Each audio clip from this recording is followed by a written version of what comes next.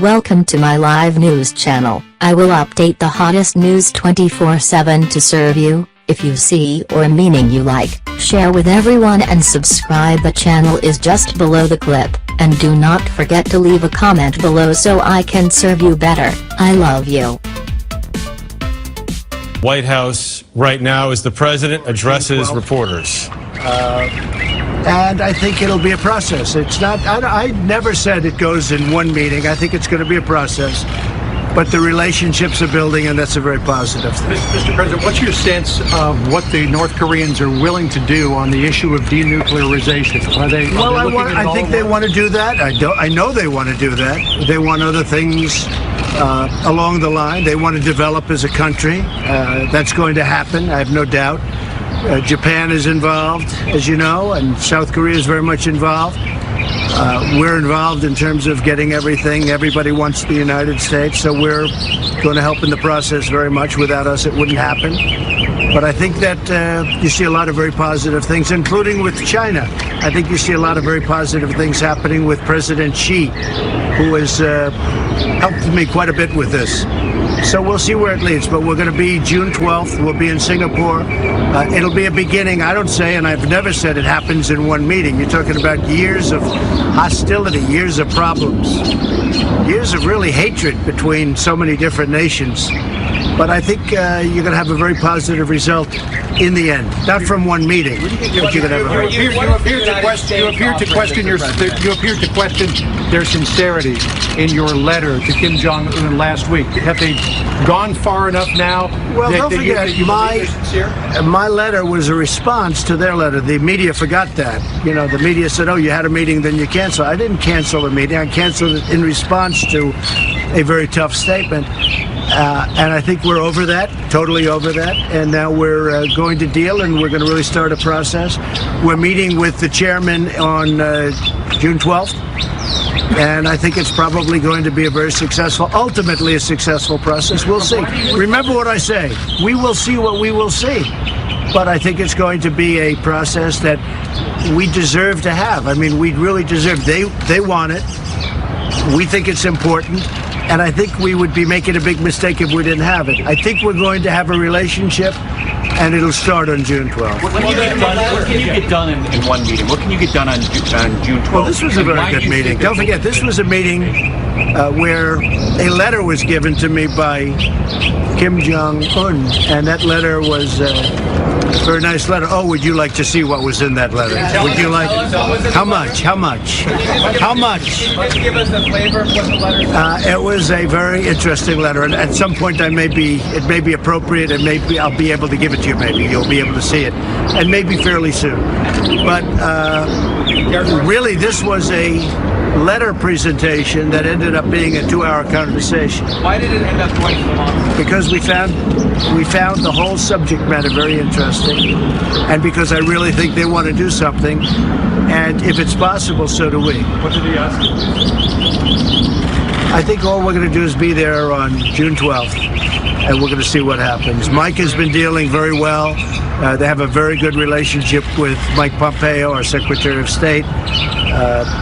It was actually very interesting because this was literally going to be the delivery of a letter, and it ended up being a 2-hour conversation with the second most powerful man in North Korea. Did he ask you about troop levels in South Korea? We talked about almost everything. We talked about a lot. President, have you had a conversation? And we talked about sanctions. Did they agree to CBID? I don't want to say that. CBID, sir? We talked about a lot of things. We really did. But the big deal will be on June 12th. And again, it's a process. It doesn't go. We're not going to go in and sign something on June 12th. We never were. We're going to start a process. And I told them today, take your time. We can go fast. We can go slowly. But I think they'd like to see something happen. And if we can work that out, that'd be good. But the process will begin on June 12th in Singapore. Do you believe Kim is committed to denuclearization? Yeah, I do think so. He'd like to see it happen. He wants to be careful. He wants to be, he's not going to run and do things. But I told him, to be honest with you, look, we have sanctions on. They're very powerful sanctions. We would not take sanctions off unless they did it. But the sanctions are very powerful. You've seen how powerful in other ways. You're going to see how powerful sanctions are when it comes to Iran. You see what that's doing to Iran. So we have sanctions on, and at a certain point, I'll tell you what, I look forward to the day when I can take the sanctions off of North Korea. And talk about human rights today, and do you expect to talk about it? We did not talk about human rights. Do you expect to talk about it on June 12th? Could be, yeah, could be. I think we probably will, and maybe in great detail. We did not talk about human rights. Did you talk about sanctions? Did they ask? Yeah, we did. We talked about, yes, they asked about sanctions. Excuse me? Maximum pressure over. It's going to remain what it is now. I don't even want to use the term maximum pressure anymore because I don't want to use that term. Because we're getting along. You see the relationship. We're getting along. So it's not a question of maximum pressure. It's staying essentially the way it is. At some point, hopefully, a deal for the good of millions of people, a deal will be worked out. Mr. President, how would you describe the state of relations now between the United States and North Korea after your meetings? Well, I think they're okay. I mean, I think they're good. Is it like the relationships we have with a couple of other countries? Probably not, right? But I think the relationship we have right now with North Korea is as good as it's been in a long time. They had no relationship under the previous administration. There was nothing. It was nothing. They were explaining. It was just a nothing. Nothing was done. Hey, folks, this should not be up to me. This should have been handled a long time ago.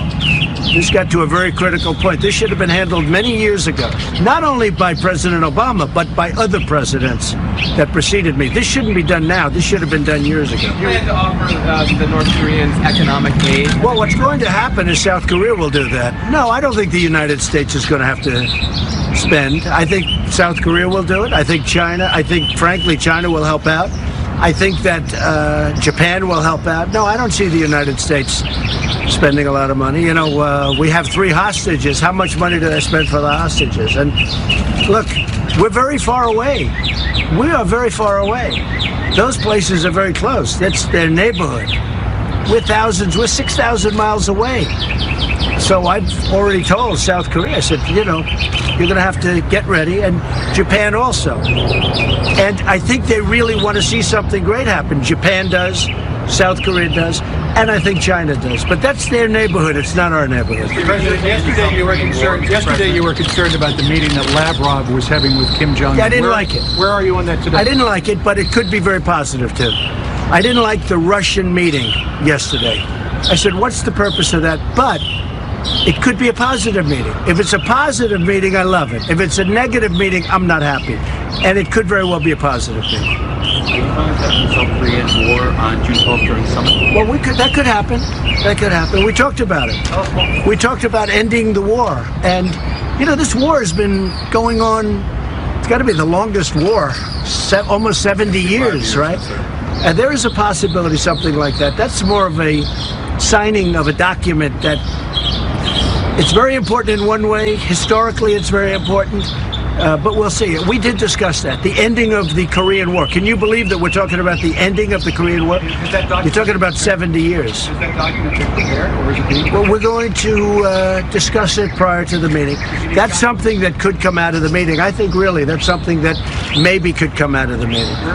Where's China on it? I think China would like to see a very positive result. I have a lot of good relations with, as you know, Chairman Xi. He's really a very wonderful guy. He's a man that loves China. However, he wants to do what's best for China. I think China and President Xi would love to see something happen here. When you say you're going to guarantee Kim's security and the North Korean regime's security, how will you do that? How will the United Well, States? we're going to make sure it's secure. We're going to make sure when this is over, it's over. It's not going to be starting up again. And they have a potential to be a great country. And I think South Korea is going to help a lot. Japan's going to help a lot. I think China's going to help a lot. How do you envision that one? Well, that's a very complicated question, frankly, but you'll see that over a period of time. When you gave your speech in Seoul last November, you talked about the bright promise of North Korea should it choose to join the company of nations. But if you leave Kim in place, can you really have a transformation? I really think you can, and I think it's going to be very successful. They're incredible people. I think it's going to be a very great success. So we'll see what happens.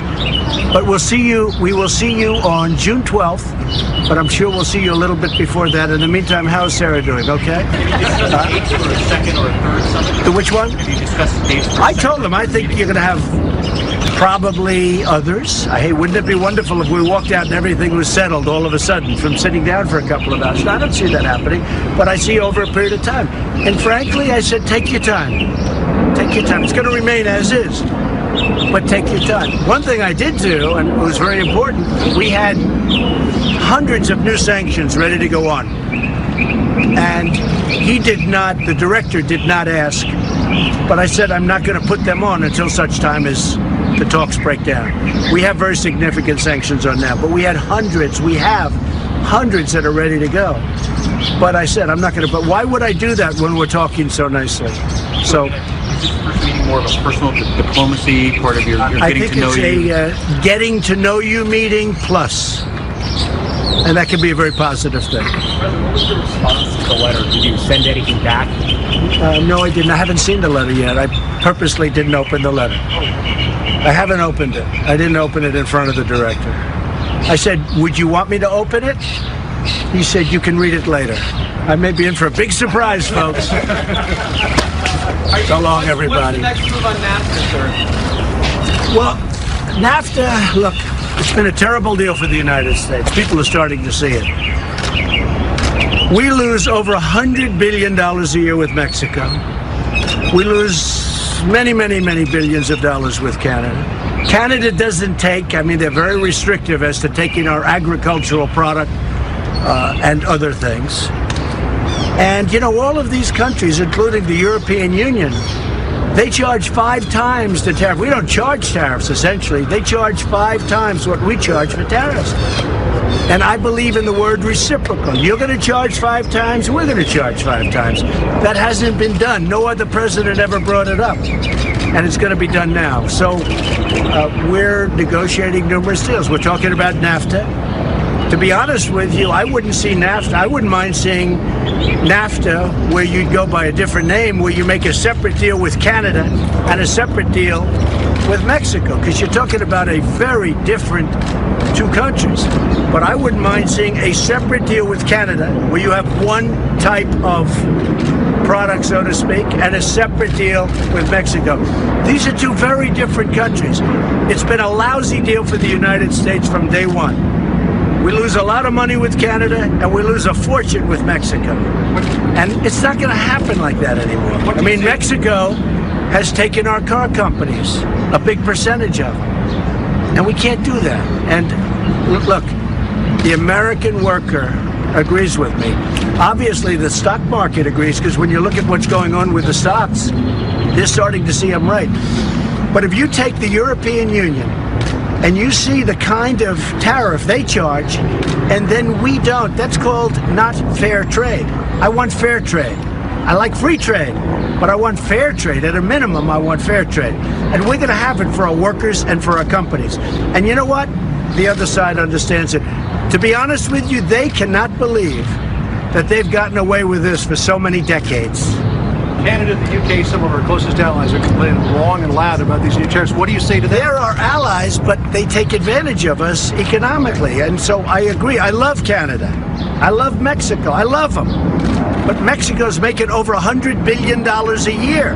And they're not helping us with our border because they have strong laws and we have horrible laws. We have horrible border laws. They have strong. They could solve our border problem if they wanted, but they don't want to. And when they want to, then I'll be happy. But I think we have a good chance of doing some great trade deals that will make America great again, right? That's what we're doing.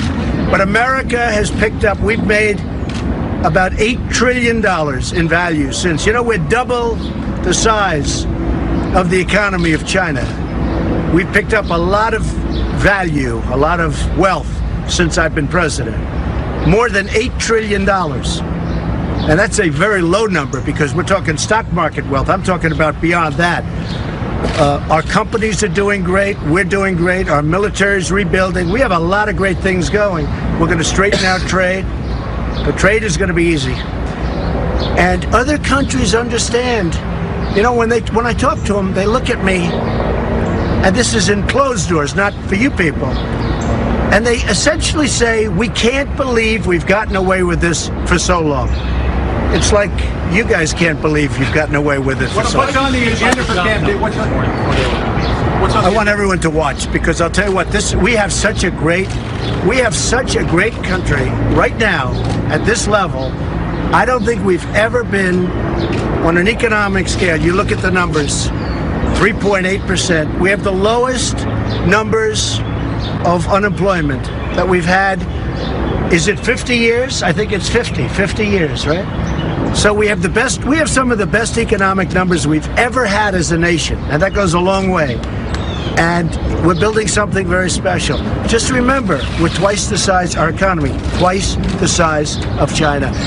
Good meeting today. I think it's a great start. What's on the agenda for Camp David? Just a little relaxation, a lot of work. We have a lot of calls set up. I'm calling a lot of the foreign leaders. I'm negotiating trade deals. I'm working hard for you people. Have a good time. Thank you.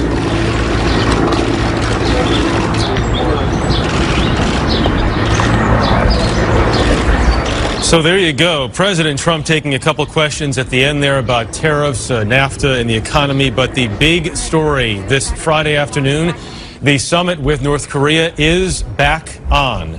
The president received a letter from Kim Jong-chol, who he described as the second most powerful person in North Korea. That was a letter from the leader of North Korea. He said it was just supposed to be a delivery, but they spoke in the Oval Office with Secretary of State Mike Pompeo there as well for about an hour and 20 minutes. The image you're seeing on the side of your screen right now is Kim Jong-chol, who is the highest ranking North Korean official to visit the United States. Again, these images from just a little bit earlier. The woman you see on the right is the translator. The gentleman on the opposite side of President Trump is another North Korean official. You see Secretary of State Pompeo there as well. But an extraordinary moment, an extraordinary meeting at the White House today that appears to have fully resurrected a summit that was called off only 8 days ago.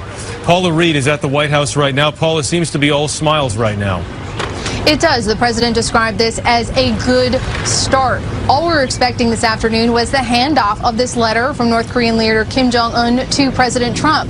But they wound up meeting, as you said, for well over an hour. And while the president says he has not actually opened that letter, it was this meeting and the words that were exchanged that inspired him to reinstate this summit. But Jeff, you heard a much more cautious President Trump about this summit. He specifically said that there will likely be nothing signed at this meeting, that it will be the first in a series of meetings, but he said he's very optimistic and believes the two countries are heading now in the right direction. Well, Paula, cautious, but also very, very optimistic. I mean, the president wasn't just talking about this, a nuclear summit, but the potential end of 70 years of hostility. You saw him sort of waver back and forth. He said, look, I think that this will make enormous change. And then he also said, well, this will be one of a series of meetings. We're off to a good start. We won't necessarily sign anything. He also said that he believes that North Korea is committed to denuclearization. The Trump administration has consistently said that its goal for this summit is complete denuclearization of the peninsula. But North Korea has signaled that it does not necessarily agree with that outcome or with that goal. So it would be interesting to know how specifically the president knows that, whether that was something that was revealed in this historic meeting. All right, Paula Reed at the White House. Paula, thanks very much, as this meeting is and the delivery of this letter is now over. To recap, the June 12th summit is back on. We will anchor our coverage from Singapore, including the CBS Evening News, beginning Monday, June 11th. More on this in your local station, on this CBS station, and our 24-hour digital network, CBSN. I'll be back on the CBS Evening News. Good day. For news 24 hours a day, go to cbsnews.com. Do you feel that my live news channel has met your requirements? If so, what do you think you like? Share with everyone and subscribe to the channel right below the clip. and do not forget leave a comment below so I can better serve you. When you need some news, come back to my channel. I love you.